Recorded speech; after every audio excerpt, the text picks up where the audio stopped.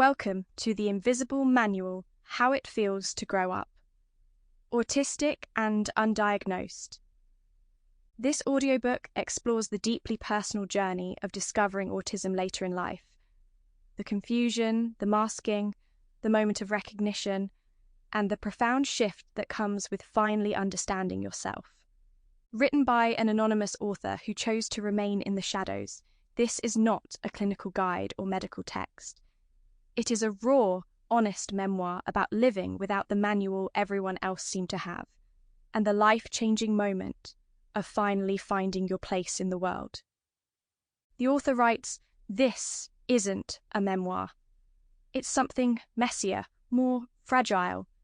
It's a way of speaking without fully being heard, a way of surviving what couldn't be said out loud." If this story stirs something in you, if you see even a small piece of your own story in these pages, please hold it gently. That connection means more than you know. Narrated by Digital Voice Amelia. Author's note: everything in this book is fiction, or close enough. Names, places, and events have been changed, blurred, or invented to protect what needed protecting. The author has chosen to stay in the shadows. This isn't a memoir. It's something messier, more fragile.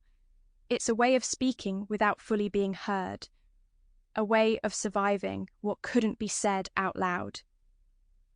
Did it really happen?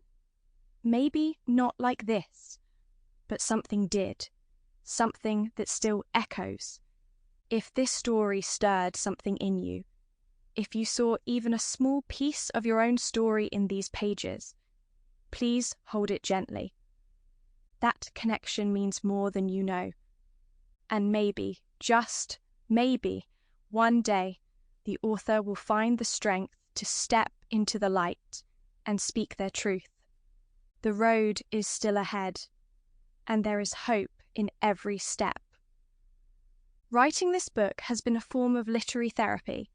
If it meant something to you, please consider leaving a thoughtful review. It's one of the few ways a quiet author like me knows someone is out there, listening. Prologue. The name I never knew. The tipping point, the emotional recognition, the flood that followed, the moment everything tilted. It began with a sentence I wasn't meant to read. Not really.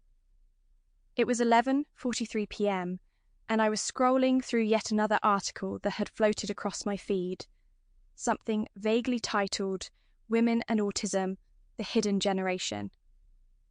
I clicked, not out of interest, but boredom, or maybe restlessness. Insomnia had become my nightly companion, and so had this habit of clicking, scrolling, skimming, until sleep either overtook me or the sun came up. But that night, the screen froze my hand mid-scroll. One paragraph, a handful of words, and everything, quietly, crumbled.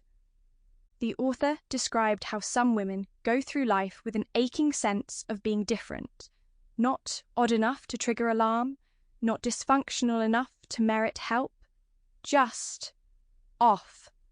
Like everyone else had the instructions, and you were just mimicking, trying to pass.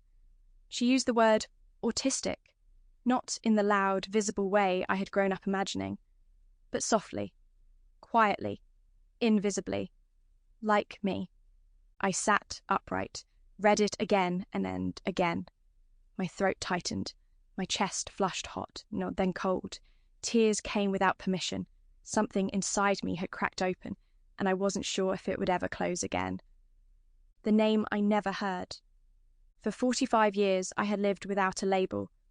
Not that I hadn't collected a few along the way. Anxious, sensitive, intense, difficult, obsessive, aloof, dramatic. But not this one. Never this one. Autistic?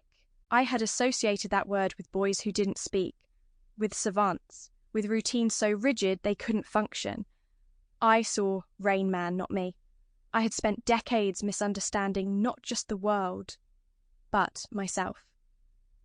And society Sample complete. Ready to continue?